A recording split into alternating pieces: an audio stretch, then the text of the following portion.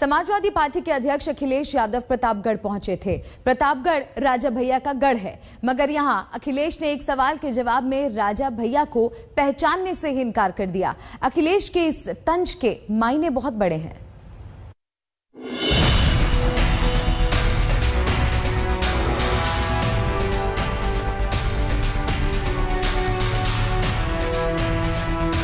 ये कौन है? किनका नाम ले रहे हो आप?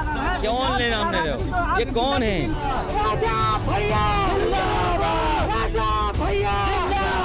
मतलब राजा भैया की रियासत में जाकर राजा भैया के बारे में ही कोई पूछ ले कि ये कौन है तो अटपटा सा लगता है। लेकिन अखिलेश यादव ने ऐसा ही किया, क्योंकि अखिलेश यादव के इन सवालों में तंज है, ताना है, कटाक्ष है, वार है और प्रतापगढ़ की जमीन से राजा भैया पर तीखा प्रहार है।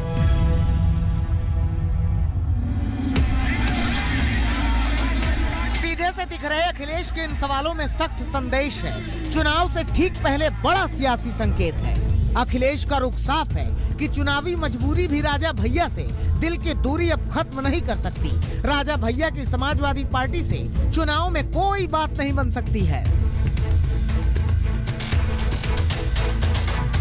यही वजह है कि प्रतापगढ़ के एक शादी समारोह में पहुंचे अखिलेश से जब राजा भैया पर सवाल हुआ तो अखिलेश यादव ने उन्हें पहचानने से भी इनकार कर दिया।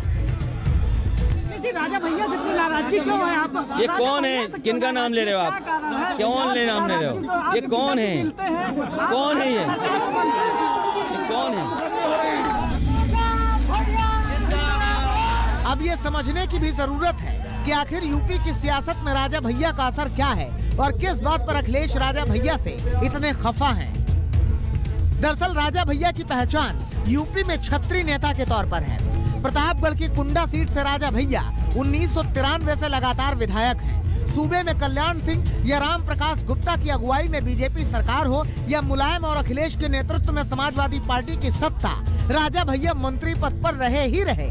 लेकिन 2018 में राज्यसभा चुनाव के दौरान राजा भैया के रिश्ते अखिलेश यादव से तल्ख हो गए और अब बात इतनी बिगड़ी कि प्रतापगढ़ में समाजवादी नेताओं के खिलाफ दर्ज कई मामलों को लेकर अखिलेश राजा भैया को ही जिम्मेदार मानते हैं और इशारों में इस बात को उठाते भी हैं।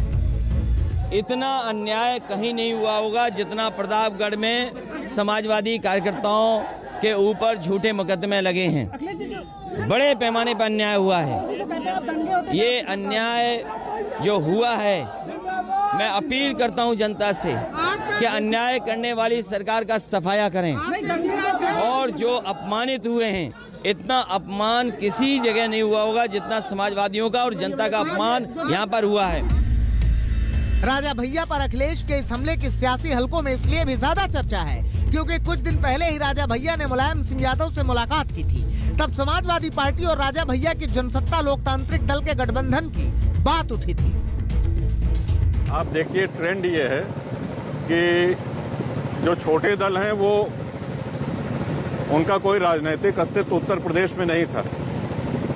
उनका कभी विधानसभा या लोकसभा में खाता नहीं खुला था और हमको तो ऐसा लगता है कि कोई छोटे से छोटा चुनाव भी वो लोग शायद न जीते हों। पार्टी बना लिया है, उनका खाता कब खुला?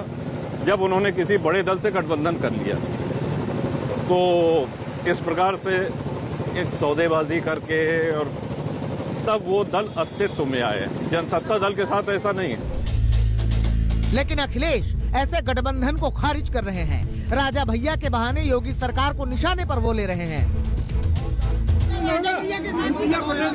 जो गठबंधन हो गया है, जो गठबंधन अभी तक जिन दलों से हुए हैं, उन्हीं गठबंधनों के साथ आगे समाजवादी पार्टी चुनाव लड़ने जा रही है। अखिलेश के अंदाज से साफ है कि यूपी की सत्ता पाने के लिए वो आर पार की लड़ाई को तैयार हैं। लेकिन इस चुनावी जंग में समाजवादी पार्टी पर योगी आदित्यनाथ के हमले भी जोरदार हैं। 2017 के पहले भी ये विभाग था, लेकिन तब शासन की योजना का लाभ गरीब को नहीं मिल पाता था, मजदूर को नहीं मिल पाता था, किसान को नहीं मिल पाता था, युवा को नहीं मिल पाता था। यूपी में चुनाव जीतने की होड़ में गठबंधन और जोड़तोड़ का दौर जारी है। पर राजा भैया पर कड़ा बयान देकर अखिलेश जता रहे हैं कि जीत के लिए उनकी पूरी तैयारी है। लेकिन बीजेपी के धुआंधार प्रचार और योगी के प्रहार के सामने ये कितना असरदार होगा, इसका पता विधानसभा चुनाव के बाद ही पता चलेगा। प्रतापगढ़ से सुनील कुमार और लखनऊ से कुमार अभिषेक के साथ आज तक ब्यूरो। यहाँ पर वक्त एक ब्रेक का है। खबरों का सिलसिला लगातार जारी है, देखते रहिए आज तक।